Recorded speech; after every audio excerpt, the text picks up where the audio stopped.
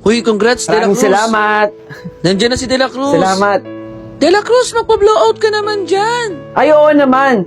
Pag nakaluwag-luwag kami sa mismong graduation natin, maghahanda kami. Iimbitahin ko kayong lahat. Pangako yan. Ang lakas mo mag-imbita no? Napakasumero mo.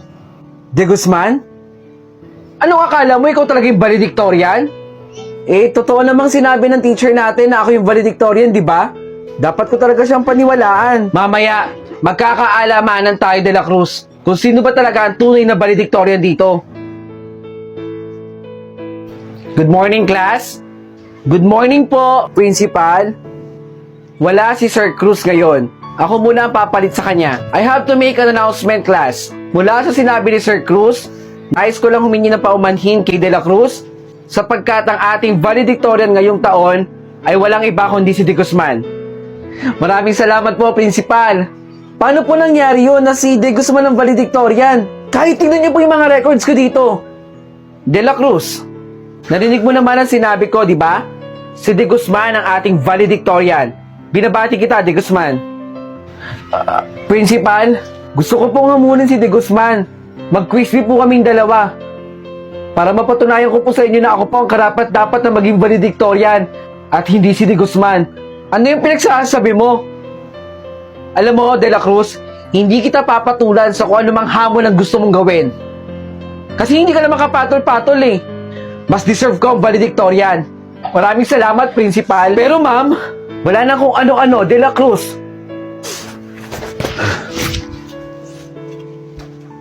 Sige po, Vice. Okay po. O sige, susunod ako sa klase nyo. Sakto, Sir Cruz. Good morning po, ma'am. Katatawag lang ni Vice. Pamangkin niya pala si De Guzman. Pwede mo pa naman bawiin eh. Yung sinabi mo sa klase mo, mas deserve po ni De La Cruz. Alam naman natin na si Vice Mayor ay iipitin tayo sa budget kung hindi natin gagawin valedictorian yung pamangkin niya. Sana maintindihan mo yon, Sir Cruz.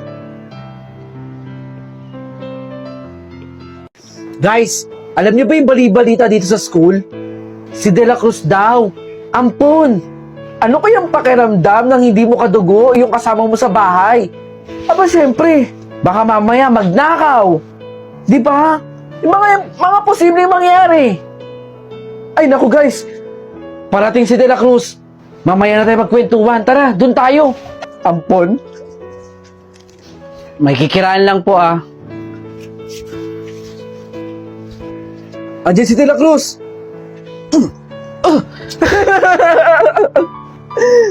De La Cruz! De Guzman! Yung nanay mo, ay mali. Nanay-nanaya mo pala. Anong nanay-nanayan? Oh, hindi mo naman siya tunay na nanay? Di mo ba alam? Bali-balita dito sa school na ampon ka daw. Ano naman kung ampon? May problema ba doon, De Guzman? Wala naman. Kaya lang, di ka ba nahihiya? Hindi mo naman sila kadugo, di ba? Tawag ka ng nanay-nanayan mo. Bilisan mo na, De La Cruz. Okay, class. Gagawa kayo ng letter para sa mga nanay nyo dahil sa celebration ng Mother's Day. Okay ba? Paano naman po si De La Cruz? Yung nanay-nanayan niya, hindi naman talaga niya tunay na nanay. Pero sa bagay, Mother's Day naman, pwede na din, De La Cruz. Ay, Ma, o anak, nandito na po ako. Meron pala akong ibibigay, Ma. Happy Mother's Day po. Maraming salamat dito, anak, ha. Huwag mong iniintindi ang mga sinasabi ng ibang tao. Mahal na mahal kita. Ikaw yung nagpabago ng buhay ko. Ikaw yung nagbigay ng liwanag sa buhay ko, anak.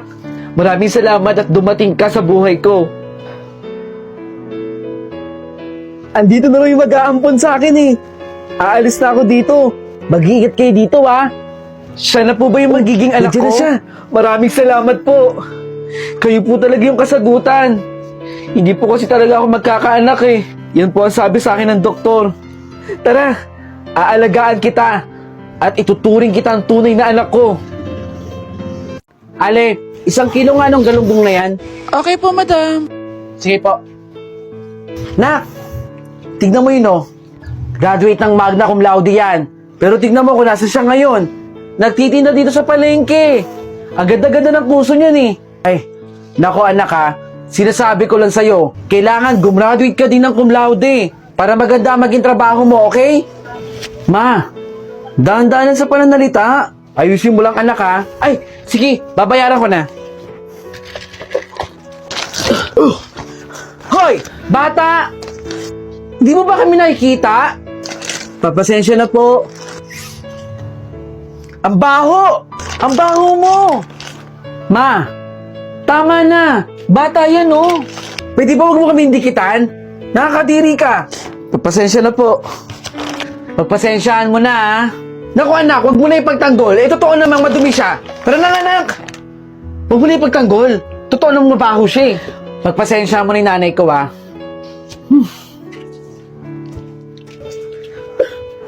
Nak, di ba kabatch mo yon? Si April? Opo, ma. Kabatch ko po si April. Alam mo, naniniwala akong maagang mabubuntis yan. Eh, ikaw ba naman eh, makita mo dito sa bahay nila. Laging bit-bit yung jowa niya. Kaya ikaw wag mo ipapakita agad sa akin jowa mo Hindi ka graduate yan, maniwala ka sa akin. Maagang mabubuntis yan. Ayusin mo lang anak Huwag kang gagaya kay April. Tandaan mo. Tara na ma, ang dami mo pa sinasabi dyan eh. Tara na. Na, saan ba dito yung wallet mo? Nandyan lang, ma. Ano to, anak? Buntis ka? Di ba kakasabi ko lang sa'yo na wag mong gagayahin si April? Kasi siya ang maagang mabubuntis. Ma, sasabihin ko naman po talaga sa inyo eh. Kaso natatakot po ako. Ano bang ginagawa mo sa buhay mo, anak? Pasensya na po, ma. Papuntahin mo siya ngayon dito. Oo, opo. Papapuntahin ko po siya. Pasensya na po.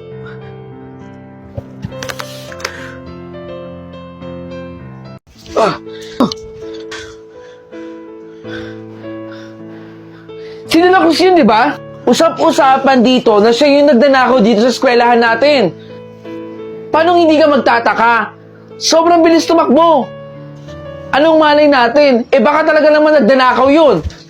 Kayo, ingatan yung mga gamit ninyo kay De La Cruz. Baka kayo naman ang mabiktima ni De La Cruz. Tara na. Mandala talaga sa akin si De La Cruz. May nawala na naman ng gamit. Bakit kayo nagkakagulo dito? Etong si Mark na nakawan na naman daw. Si De La Cruz lang ang nagnakaw noon. Wala nang iba. Di ba sinabihan ko na kayo? Na itabi nyo mga gamit ninyo. Lalo na kapag katabi nyo si De La Cruz. Pag nakita ko yon, ipagtatanggol ko kayong lahat. Grabe naman si De La Cruz. Siya pala ang kumuha. Salamat, De Guzman Class, as I check my bag, nawawala yung cellphone ko dito. Ano raw? Nawawala yung cellphone ni ma'am? Ma'am! Bakit po kaya hindi nyo i-check yung bag ni De La Cruz? Usap-usapan dito sa eskwelahan natin na siya ang magnanakaw dito. De La Cruz? Ikaw? De Guzman, wala sa akin yung cellphone ni ma'am. Ang bilis mo naman manghusga. Anyways, meron namang CCTV dito eh. I-check ko na lang para malaman ko kung sino ba talaga ang kumuha ng cellphone ko. Tama yun, ma'am. I-check nyo po yung CCTV para makita po ninyo yung mukha ni De La Cruz na siya ang kumuha nun. De La Cruz, ha? De Guzman. Ma! Oh, anak. Andiyan ka na pala, anak. Kamusta po kayo? Pasensya na po, ma. Binilisan ko na nga ako eh. Huwag mo intindihin yun, anak. Okay naman ako. Hayaan nyo, ma. Gagaling din po kayo sa sakit ninyo. In Jesus' name po. Magdilang anghel ka sana, anak. Salamat, anak.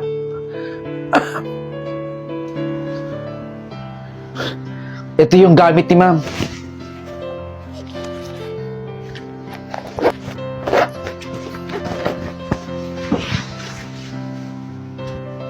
Wow!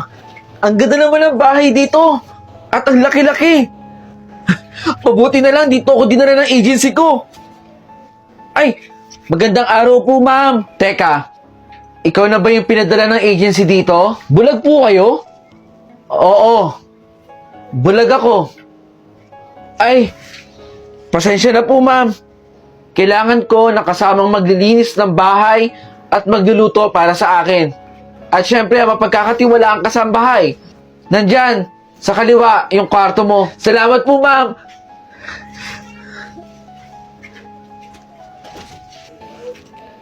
Wow! Ang ganda naman ito. Oh! Ingat, ingat. Bawal mabasag yan. Wala tayong pambayad. Bag ni ma'am to, ah.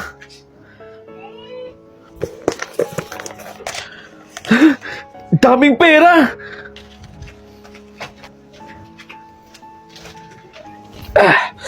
Grabe, nakakapagod. Teka, di ba kwintas si Sir yun? Sakto. Pwedeng ibenta to.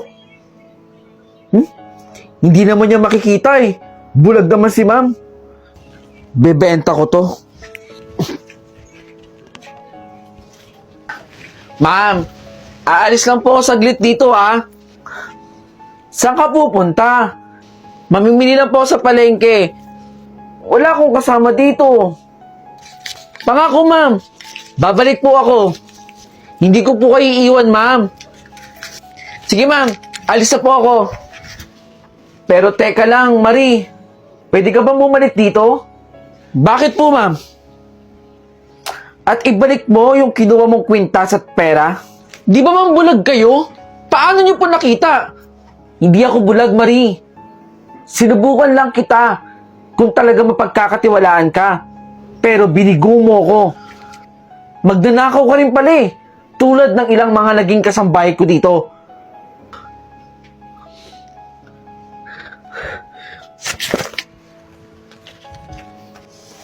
Kabago-bago mo lang, Maria. Hindi ka mapagkakatiwalaan.